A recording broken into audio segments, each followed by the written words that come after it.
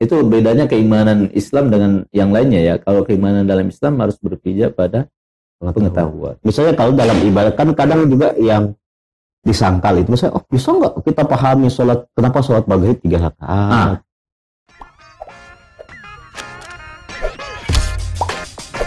Welcome to Renaissance. Assalamualaikum warahmatullahi wabarakatuh, Sobat Renaissance. Muhammad Adlani. Kita masuk di tema kelima ini, Ustaz. Sebelumnya tema ontologi membahas 2 hal ya. Bahas masalah kemarin yang pertama itu wujud, kemudian membahas masalah kausalitas. Nah, sekarang kita membahas tentang masuk wilayah epistemologi nih, wilayah ilmu.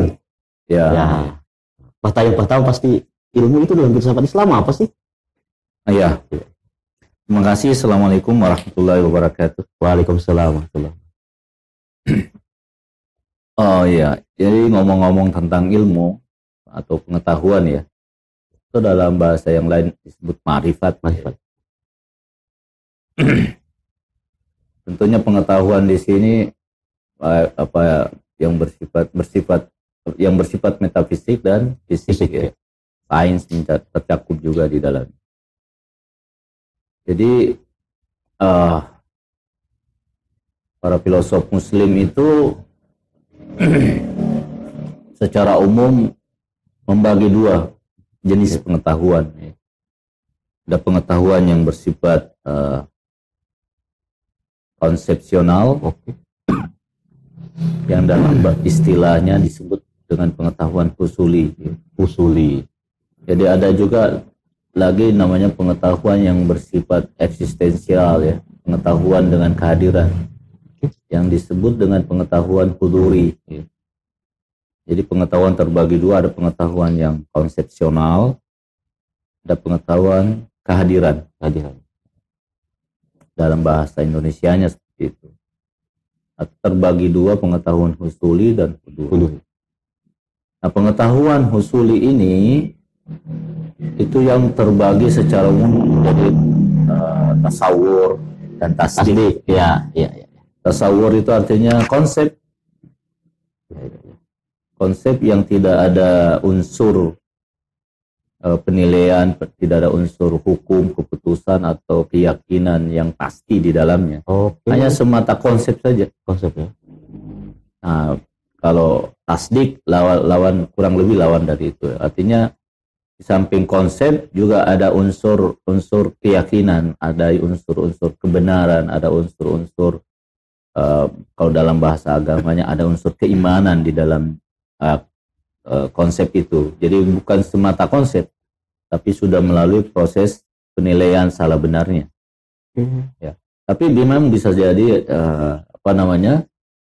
satu proposisi untuk orang lain itu dianggap bukan hanya konsep semata, tapi kelompok lain menyatakan itu bukan sekedar konsep semata, sudah ada unsur keyakinan di dalamnya. Maksudnya tasdik sudah ada. Ada aspek asertifnya atau tasdiknya, pembenarannya dan sebagainya. Nah, itu. Di pengetahuan husuli di sini yang dimaksud adalah hadirnya konsep gambaran di alam mental kita. Konsep kan sudah pernah saya katakan, konsep terbagi 2, ada yang partikular, ada universal. Ya. Jadi hadirnya konsep, hadirnya gambaran sesuatu apa saja yang ada di alam mental kita. Itu pengetahuan konsepsional ya. Atau yang lebih umum biasa disebut dengan pengetahuan rasional ya. Itu juga ada yang menerjemahkan husuli, artinya pengetahuan rasional.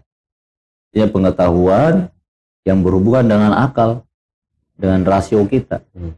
Segala konsep, segala bentuk gambaran yang hadir di alam pikiran kita, baik yang bersifat argumentatif maupun yang tidak argumentatif, itu disebut pengetahuan husuli. Jadi konsep secara umum, baik yang sudah diverifikasi atau yang belum diverifikasi, itu disebut pengetahuan husuli.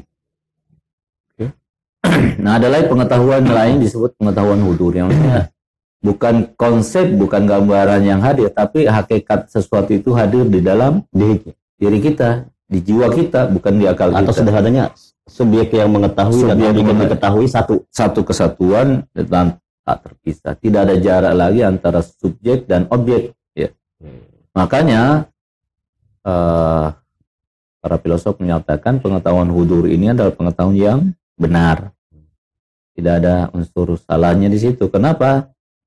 Karena tidak ada lagi jarak antara subjek dan objek. Munculnya kesalahan itu karena ada jarak antara subjek Dan objek. Nah itu. Nah kalau hakikat sesuatu itu hadir di dalam diri kita, itu menegaskan bahwa ya itulah pengetahuan yang benar pada dasarnya. Cuma nanti kemudian ketika kehadiran hakikat sesuatu itu di dalam jiwa kita, ya itu terjadi, itu kemudian dicoba dirasionalisasi, itulah yang disebut juga pengetahuan husuli. Ya. Jadi sudah dibahasakan, dirasionalisasikan, diargumentasikan, diceritakan, ya, digambarkan, barulah itu dari pengetahuan huduri berubah menjadi pengetahuan husuli. Di sini ketika kita mencoba menggambarkan bisa terjadi kesalahan. Iya. Termasuk diri kita sendiri. Ya, bisa salah kita dalam memahami itu. Iya. Karena sudah masuk unsur pemahaman, sudah tercipta jarak lagi subjek dan objek. Karena ketika Anda mencoba menggambarkan sesuatu, Anda juga menggambarkan subjeknya, Anda juga menggambarkan objeknya. Itu ketika ada upaya untuk penggambaran itu ada jarak. Nah, kesalahan ya berbanding lurus dengan jarak ya. Semakin besar jarak subjek objek berarti semakin besar kemungkinan salahnya sesuatu itu. Semakin kecil pula unsur kesalahannya. Itu. Jadi pengetahuan dalam Islam, dalam filsafat Islam seperti itu. Saya tidak melihat pembagian pengetahuan huduri itu di dalam filsafat Barat ya. Ya, mungkin saya tidak terlalu ini, tapi saya belum mendapat. Saya juga belum menemukan. Itulah mengapa para filosof Muslim yakin dengan konstruksi, dengan bangunan filsafat pemikirannya. Kenapa? Karena seluruh bangunan filsafat pemikiran Islam itu dipijak atau didasarkan pada pengetahuan yang bersifat huduri yang pasti benar. Walaupun nanti dalam teoritisasi pengetahuan huduri itu bisa saja ada bias ya. Iya. Makanya ada ikhtilaf di situ, ada muncul perbedaan pendapat di antara para filosof. Bahkan kadang itu berhubungan dengan pengetahuan teoritis ya. Tapi kalau sepanjang itu masih pada dataran yang aksioma itu tidak problem. Tapi ketika pengetahuan itu sudah mulai luas dan mendalam, itu sudah sangat teoritis ya. Walaupun semua filosof berupaya menyatakan ya, menegaskan bahwa diupayakan pengetahuan teoritis itu dikembalikan ke hal-hal yang bersifat aksioma. Kalau itu bisa dikembalikan, itu kita ada keyakinan bahwa pengetahuan teoritis yang filosofis itu benar. Tapi kalau tidak bisa dikembalikan kepada hal yang bersifat aksioma, maka itu bisa jadi hanya sebatas ya spekulasi akal saja yang bisa salah bisa benar. Misalnya gimana itu? Misalnya pengetahuan aksioma kita ya berhubungan dengan konsep. Sangat sedikit sih pengetahuan aksioma itu ya. Pengetahuan tentang diri kita. Cuma kemudian nanti penjabaran ya, diri ini apa? Manusia ini apa? Hakikatnya. Iya. Di situ mulai ada bias-bias. Ya, tapi kan semua orang betul-betul paham hakikatnya. Maksudnya paham itu bukan dalam konteks akal ya. Konsepsi. Maksudnya dia mengetahui bahwa dia punya hakikat, dia punya keberadaan. Tapi siapa dirinya sendiri? Dia ketika dia berupaya mencoba menggambarkan penggambaran ini yang bisa ada bias. Ya. Tapi semua yakin bahwa saya ini memiliki keberadaan, saya memiliki hakikat dan sebagainya. Saya berbeda dengan yang lain, gitu kan? Tapi di mana letak perbedaan itu dan di mana intinya itu perbedaan itu, dan apakah penggambaran yang sudah diberikan itu, rasionalisasi yang sudah ada itu sudah betul-betul mewakili hakikat yang terdalam manusia, bukan sekedar membedakan antara saya dan hewan. Itu mah sudah pasti ada perbedaan itu dan sudah diketahui bahwa itu memang sudah unsur pembedanya, diferensiasi. Tapi apakah itu menceritakan hakikat yang paling dalamnya? Ini filosof masih. Kadang kita sendiri misalnya ya, dengan perasaan kita, ketika mengungkapkan, menggambarkan, itu pun menjadi sudah sangat bias. Sudah bias. Itu makanya itulah pengetahuan yang sifatnya konsepsional ya. Memang, tapi menariknya walaupun itu ada bias, manusia itu senang yang seperti itu. Iya. Maksudnya manusia senang itu dibahasakan, ya, diceritakan. Bukan sekedar Anda alami, tapi bagaimana lah Anda berupaya menuangkan hakikat yang dalam dan luas itu dalam koridor yang walaupun sempit. Sehingga kadang kita bahasa itu ya. Sehingga kadang kita masih perlu membahasakan perasaan kita. Ya sebenarnya itu fitrah. Ya. Makanya menariknya saya melihat fenomena bahasa di alam kemanusiaan berbeda dengan hewan itu kan menarik sekali. Dan berkembang terus bahasa itu. Sejalan dengan perkembangan pengetahuan, peradaban dan terusnya. Dulu kan tidak ada bahasa, tidak ada kata internet dulu. Tapi kemudian sejalan dengan pengetahuan dan peradaban, kita mengenal ada internet. Ya, kemudian kita banyaklah kalimat-kalimat, kata-kata, medsos apa, banyaklah kata-kata yang berkembang. Ya, sejalan dengan perkembangan realitas itu. Itu menariknya bahasa manusia. Kalau hewan kan tidak ya dari dulu begitu aja. Dan mereka tidak dalam rangka berupaya mengungkapkan itu. Tapi manusia lain memang. Manusia itu dia walaupun dia tahu tapi dia ingin terbahasakan mengekspos dirinya. Jadi sebenarnya sesuatu yang bersifat itu walaupun ada saja orang yang overdosis di dalam mengekspos diri. Atau masih butuh dinyatakan. Itu juga. Walaupun nanti pada level tertentu kita kembali, kita menginginkan semua itu sunyi, senyap, diam. Itu kan, biarkanlah hakikat itu apa adanya. Tidak usah kau poles dengan bahasa. Semakin kau poles, semakin mengaburkan realitas. Walaupun akan ke situ, tapi pada perkembangan awal-awal mungkin itu sesuai dengan perkembangan kejiwaan manusia ya. Senang gitu diekspos, senang terbahasakan, senang teraktualisasikan, macam-macam dengan segala bentuk pengungkapan diri dan bahasa-bahasa yang populer gitu. Jadi kita kembali ke fokus kehusulin. Ada tasawur atau konsepsi, ada tasdik atau asertif ya, penilaian. Nah ini urutan sebenarnya Ustaz ya. Kan kadang ini tiba-tiba kita langsung menjudge. Ini salah, ini benar. Problemnya mungkin karena tidak ada konsep, tidak dimulai dari konsepsi yang benar, baik ya, benar ya. Itu jadi begini.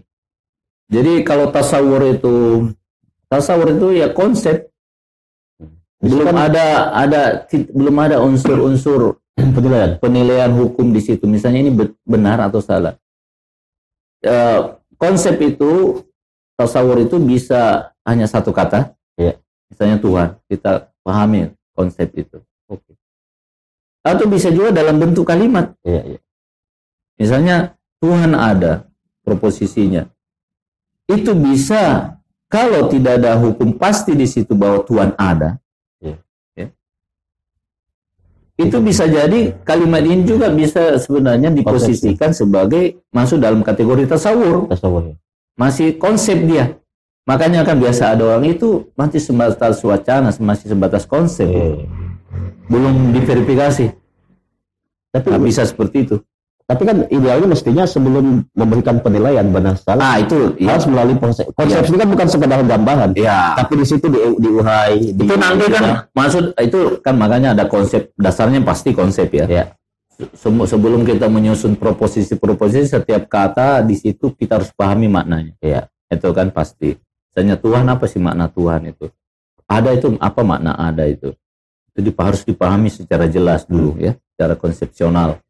Kemudian nanti jadi begini, para filosof itu menyatakan di dalam tasdik, perbedaannya dengan tasawuf. Tasdik itu, asertif itu, atau konsep-konsep yang bersama dengan konsep itu ada hukum di dalamnya, ada penilaian, ada keputusan, ada keyakinan yang nanti kita bicara tingkatan-tingkatan konsep itu, tasdik itu ya. Mana sih yang disebut tasdik, mana yang disebut tasawur dalam konteks kalimat. Kalau yang katakan sudah enggak, itu sudah kata tasawur mutlak gitu. Tapi kalau kalimat ada filosof menyatakan ada kalimat yang masih tasawur itu. Belum tasdik, belum, masih murni konsep.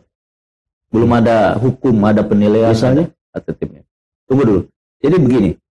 Jadi di dalam tasdik ada 4 unsur yang tidak bisa dipungkiri.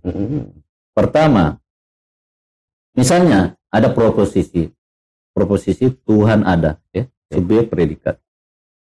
Di sini yang pertama harus kita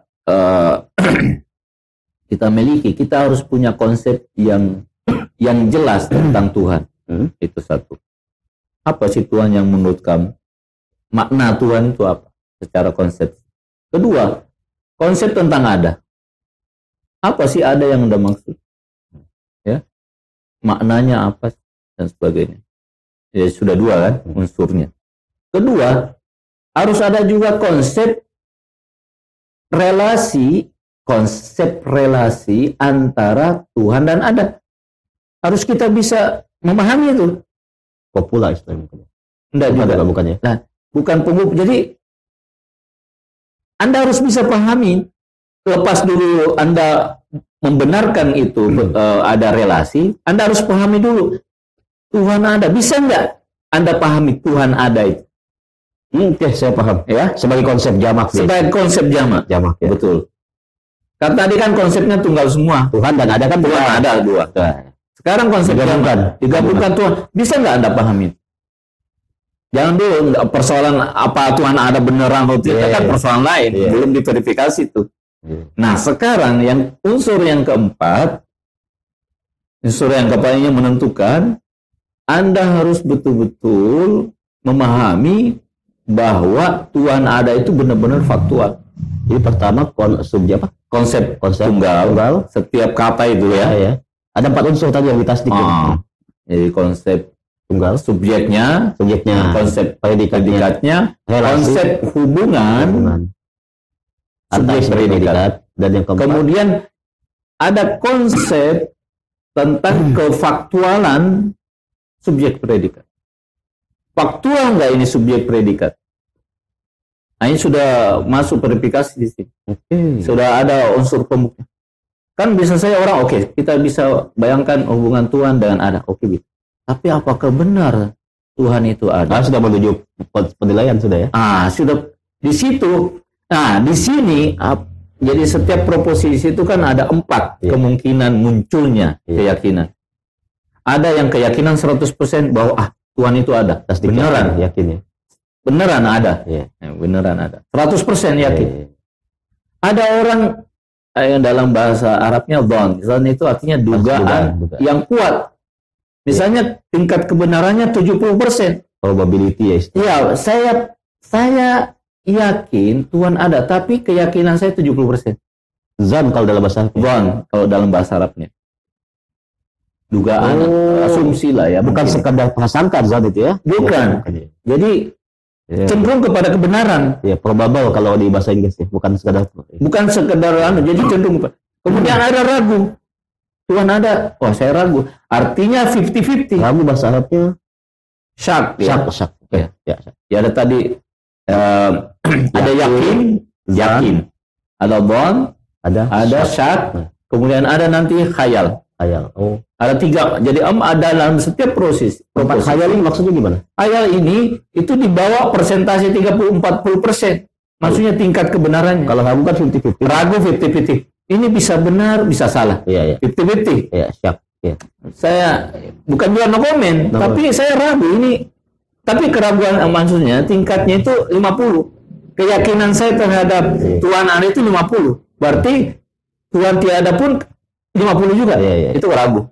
Tapi tadi Bon itu maksudnya kemungkinan dugaan. Cuma belum yakin 100% aja gitu ya. Belum 70, di atas 50 sudah 60-70%. Saya yakin Tuhan ada, tapi belum 70, belum 100%, masih 70%. Berarti sudah boleh. Nah, ada yang tadi kan yakin 100%. Enggak 100%, tidak ada lagi keraguan, tidak ada lagi ya, tidak ada lagi. Kemudian ada nanti tingkatan yang paling rendah khayal. Waham kalau dalam bahasa Arabnya. Imajinasi, khayalan semata. Khayalan semata itu tidak benar-benar kosong. Iya. Tuhan ada itu ya 40% lah mungkin benar ya. Jadi 60% tidak benar menurut dia. 40% benarannya. Tapi kalau sama sekali menurut dia tidak benar, apa namanya? Nah, itu kan sudah tidak ada itu. Nah, unsur tasdik di sini saya mau cerita. Oke. Saya mau cerita tasdik di sini. Nah, tasdik di sini kan itu kan tadi bicara penilaian kan? Ada penilaian 100% ya, benarnya. Oh, belum bicara benar salah sih. Nah, belum. Ada 100% benarnya. Ada 70% tingkat kebenarannya. Iya. Ada 50% 50-50. Ada 30%.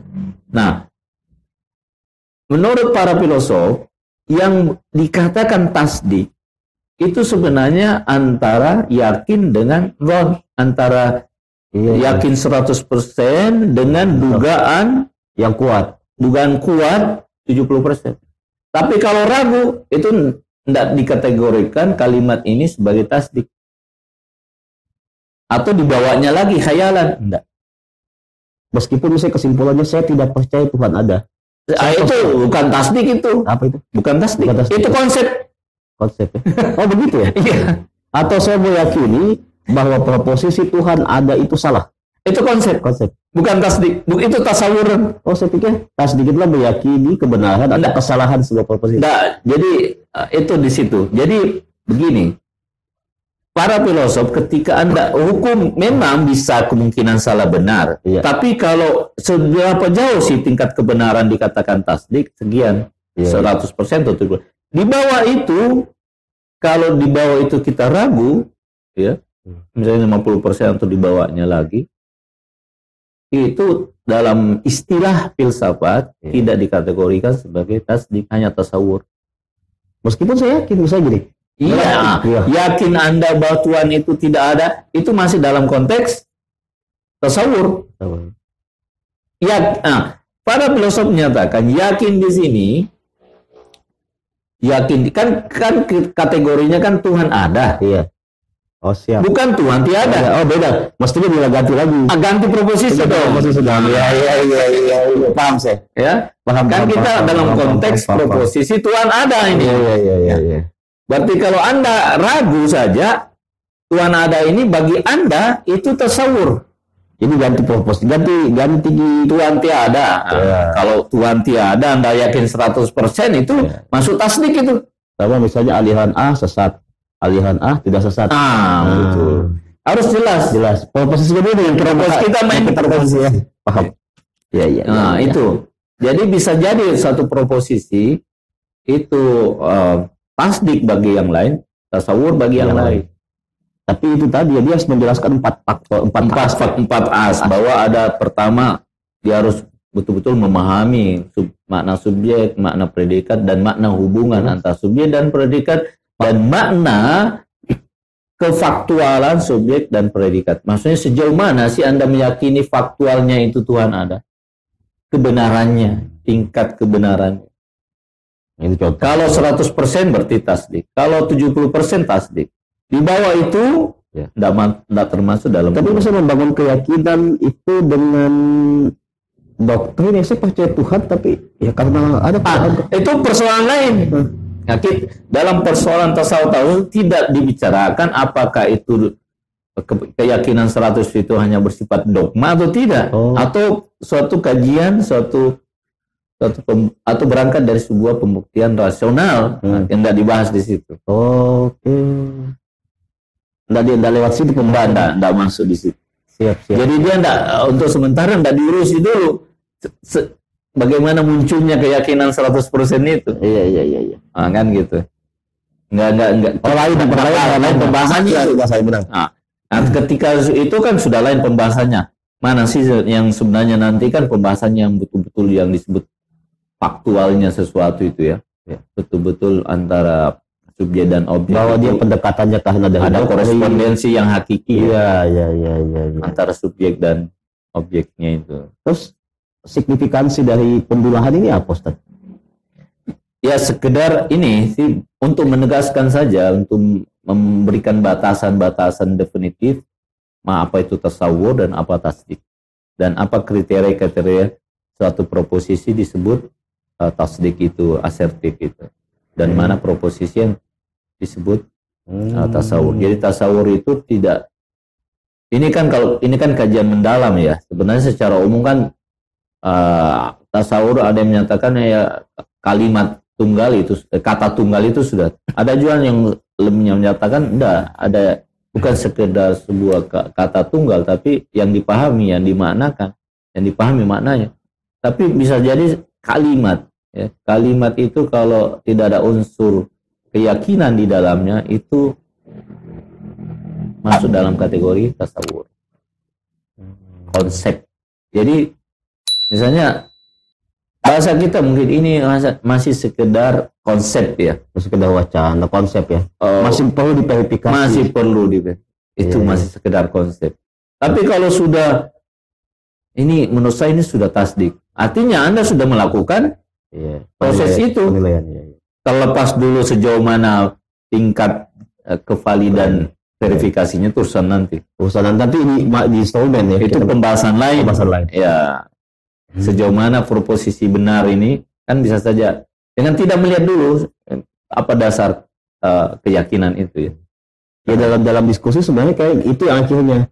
Misalnya saya percaya Tuhan tidak ada, antum percaya Tuhan ada. Nah, itu kan kita kemudian beradu pada proses bagaimana membentuk keyakinan. Ya, di situ. Jadi bisa saja beragam keyakinan muncul ya dari situ. Dari proposisi seperti itu.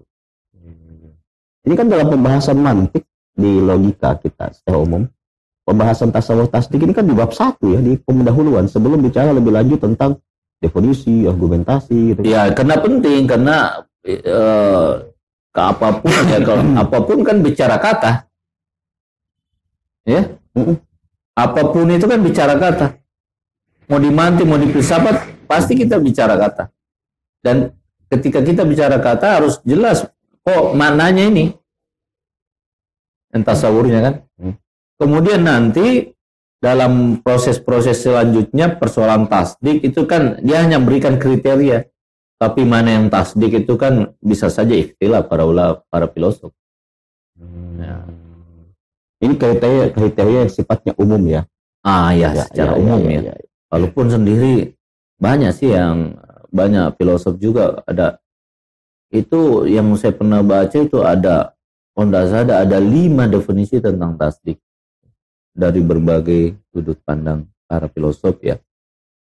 Tapi secara umum begitu, bahwa ada 4 faktor tadi itu dan yang lebih utama adalah hukum itu. Ada keputusan, ada keyakinan, ada hukum yang sudah ada di dalam proposisi itu.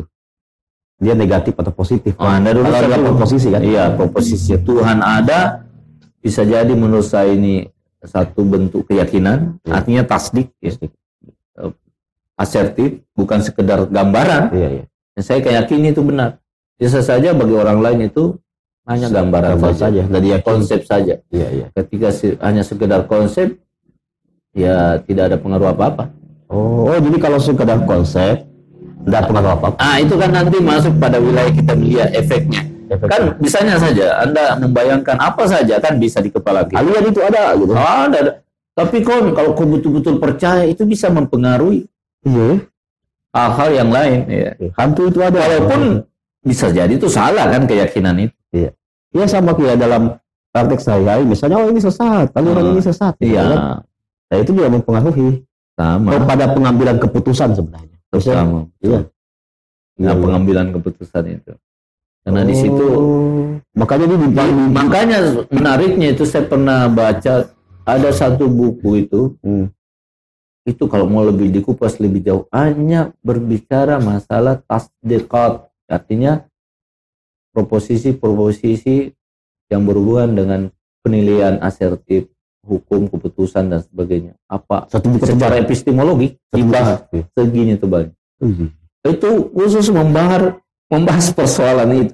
Karena memang kan pengetahuan di situ. Iya. Pengetahuan yang bersifat rasional ya. Iya. Kalau yang pengetahuan empiris kan selesai. Sudah tinggal dilihat faktanya kan. Iya. Misalnya saya katakan kemarin di Goa hujan, kan tinggal melihat bukti-bukti empiris kan sudah selesai. Iya. Tapi kalau menyatakan hal-hal yang bersifat metafisik, jiwa itu ada, Tuhan ada, malaikat ada. Hal-hal seperti yang itu kan hakiki dari manusia dan rohani misalnya kan. Perlu kan pembuktian ya. Iya. Nah, itu di situ banyak perdebatan. Nah, itu proposi yang bersifat metafisik itu yang banyak itu ya.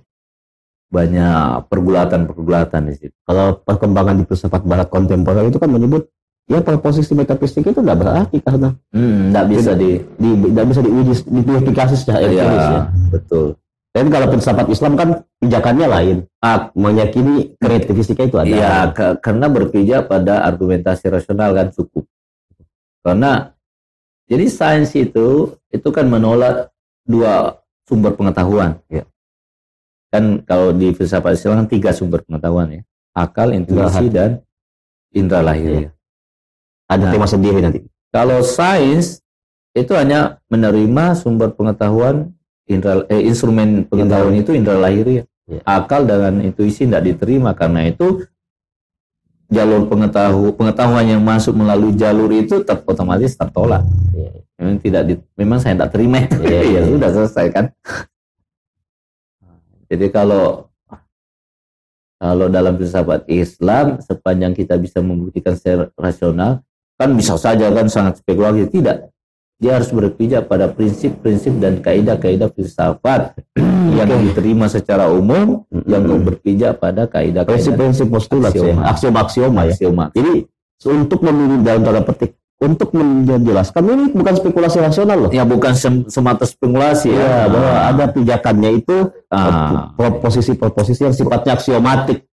Ya kayak yang kemarin kita bahas kausalitas. Betul, itu aksiomatik. Banyaklah perkara-perkara yang bersifat itu non kontradiksi dan sebagainya. Ya. Kalau yang di prinsipnya Aristoteles kan identitas, banyak non kontradiksi dengan apalagi saat eksklusi. Ya. Kemudian ditambah lagi satu. Walaupun nanti ada perkembangan prinsip ya, tapi perkembangan prinsip ini, perluasan prinsip ini tetap berpijak pada prinsip aksioma itu ya. Jadi tetap ada mata rantai. Nah, itulah yang kemudian menjadi pijakan argumentasi rasional. Jadi spekulatif, ya mana spekulasi di situ tidak benar-benar spekulasi yang bertanggung jawab. Iya. Istilahnya jelas. Istilah spekulasi itu dasar argumentasi yang bisa dipertanggungjawabkan secara rasional ya. Iya. Jadi makanya di buku mantik sekalipun ini maksud bab pertama persoalan tasdik, karena ini kita bicara pengetahuan itu kalau dia masih konsep berarti belum berefek dalam pengambilan keputusan kita. Tapi kalau dia sudah tasdik itu berefek pada pengambilan keputusan. Itu kan nanti berujung pada sikap. Ya. Maka bukan cuma individu, sosial. Itu kan bagaimana peraturan muncul itu kan melalui proses-proses itu. Oh ini sudah benar, harus diterapkan. Nah gitu kan nanti. Makanya berhati-hatilah dalam bagian ini, dalam wilayah ini. Betul-betul itu betul-betul ketat sekali pergulatan. Nanti kita akan ulik di pertemuan berikutnya. Masih ada beberapa tema epistemologi di pembahasan ini. Tapi underline-nya ya guys, bawahnya itu tadi pengetahuan yang masih konsep dan masih tasdik. Pak, dalam satu hal ini kita harus kenal ini. Bagi saya ini konsep kah atau sudah penilaian? Ya. Tuhan ada itu sekedar ilustrasi saja. Ya, betul. Dan ini mencakup banyak hal sebenarnya. Makanya kan biasa kalau ada orang memaparkan pemikiran, menurut saya itu masih sekedar konsep. Itu maksudnya bagi saya itu belum terverifikasi, belum jelas kebenarannya. Sehingga tidak bisa mungkin kalau saya bilang 30% saja misalnya saya menganggap itu benar kan masih bukan tasdik. Iya. Ragu saja 50-50. masih bukan tasdik. Iya. Harus 70%, Iya. saya yakin, atau 100%, apalagi ya paling tinggi. Kalau 100% sudah bahkan itu hela mati untuk keyakinan itu sudah. Sudah hela Jadi mati. sebenarnya tasdik itu Iya, iya. bahasa lainnya kalau dalam agama keimanan. Gimana dia? Suatu proposisi yang diimani. Imani dia ya. Ditasdik dibenarkan Iya. imani ya. Misalnya Tuhan ada, saya betul-betul imani. Itu dalam bahasa agama. Iya, iya. Bisa saja itu bagi orang lain kan bukan suatu tidak melahirkan keimanan kan. Muhammad Nabi Tahir. Itu tidak imani kan. Dan tidak ada dosa misalnya orang dakwah itu kan urusan kamu. Iya, iya. Tapi itu bagi saya itu keimanan. Jadi bahasa lain sebenarnya tasdik adalah keimanan kalau dalam bahasa agama. Satu proposisi yang diimani. Proposisi yang diimani kan bisa macam-macam. Kan bisa banyak aliran tuh. Ada agama ini yang ada yang mengimani, ada yang mengimani itu tidak ada masalah.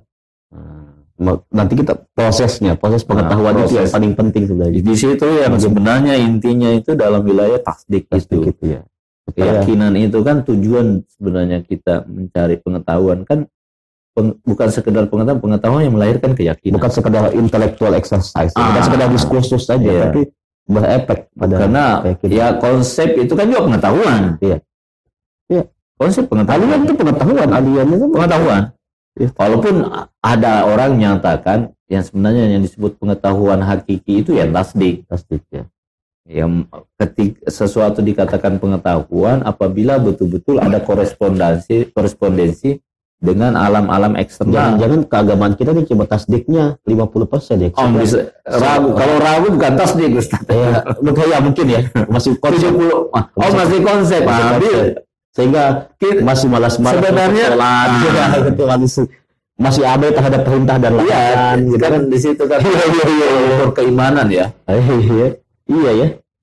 Kalau ukur keimanan Iya kan? di situ berbeda-beda. Mungkin kalau kita ditanya, percaya misalnya berbohong itu dosa. Percaya, tapi kok masih berbohong misalnya kan? Berarti sebenarnya belum 100%.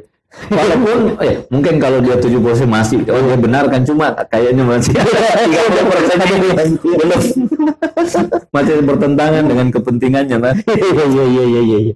Jadi sebenarnya kalau menariknya itu kalau masuk ke wilayah agama, makanya kan sebenarnya agama itu kenapa sangat menekankan akal rasional, karena nanti banyak betul itu proposisi agama yang harus kita verifikasi dulu baru melahirkan keyakinan 100%. Betul.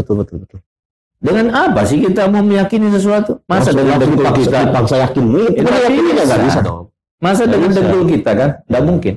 Atau dipaksa yakin. Nah, Nggak mungkin kan. jadi sementara ada begitu banyak proposisi keagamaan yang Iya, tidak empiris. Empiris benar. Mau jalurnya pakai apa itu? Masa iman? Iya. Pakai Quran. Mungkin ada orang saya beriman. Loh, dalam Islam itu beriman itu harus berpijak pada pengetahuan. Minimal pengetahuan yang bersifat global, universal toh.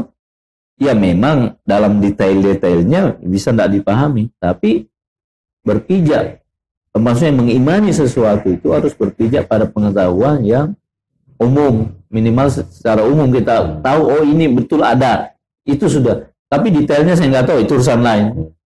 Harus jadi itu bedanya keimanan Islam dengan yang lainnya ya. Kalau keimanan dalam Islam harus berpijak pada pengetahuan. Misalnya kalau dalam ibadah kan kadang juga yang disangkal itu misalnya bisa nggak kita pahami sholat, kenapa sholat maghrib 3 rakaat? Kita pahami, kita meyakini, Tapi kita yakin kenabian Muhammad. atau keniscayaan ibadah misalnya. Ya, kita yakin ibadah secara umum harus persoalan detailnya bagaimana itu urusan lain. Urusan lain. Itu persoalan lain lagi. Bahwa ibadah itu menjadi kebutuhan. Kebutuhan. Nah, itu harus diketahui dulu secara rasional dan diterima secara rasional. Baru Detailnya. apa sih manfaat puasa yang sebenarnya? Nah, itu nanti aja. Ya, yang detail-detail itu Detail-detailnya kan persoalan lain. dan bahkan mungkin bukan wilayah rasional kali ya. Misalnya Kan sebenarnya memang kalau kita masuk dalam wilayah itu akal kan hanya berhubungan dengan perkara universal. Ya. hal-hal yang spesifik. Spesifik itu sudah masuk intuisi dan indera lahiriah. Iya. Ini pendekatannya lah ini. Pendekatan. Kalau untuk menjawab pertanyaan kenapa kita harus beribadah, Nah, kan rasionalitas bisa. Rasionalitas kan bisa didekati, dibuktikan secara umum. Tapi kalau kenapa sholat maghrib Detailnya, itu lain. Itu akal nggak bisa. Harus merujuk kepada Rasulullah, yang mana Rasulullah langsung memang melihat secara intuitif bahwa maghrib 3 rakaat ini hakikatnya. Iya. Atau nanti dijalani baru ketemu hakikat. Maksudnya kan ketika dijalani kan sudah wilayah intuisi itu. Intuisi ya. Ustaz, maksudnya Ya. kan itu intuisi, maksudnya itu kan indera batinnya itu. Biasa. Kita menyaksikan, oh ini hakikat 3 rakaat sholat maghrib ya. Ya. Ini hakikat sholat 2 rakaat subuh ya. Kenapa sih sholat subuh 4 rakaat gitu? Ini hakikat puasa wajib itu di Ramadan, bukan di bulan lain. Ini hakikatnya. Ya. Jadi dalam filsafat itu kan setiap sesuatu itu ada hakikatnya. Siap. Oke. Sobat Renaissance, sekian perbincangan kami. Silakan kesimpulkan sendiri tentang pengetahuan yang bersifat konsepsi dan penilaian. Nanti kita akan lanjut pada beberapa tema lainnya, pasti seputar epistemologi, Ustaz. Ya, lanjutkan tentang ini. Insyaallah. Terima kasih. Assalamualaikum warahmatullahi wabarakatuh. Waalaikumsalam warahmatullahi wabarakatuh.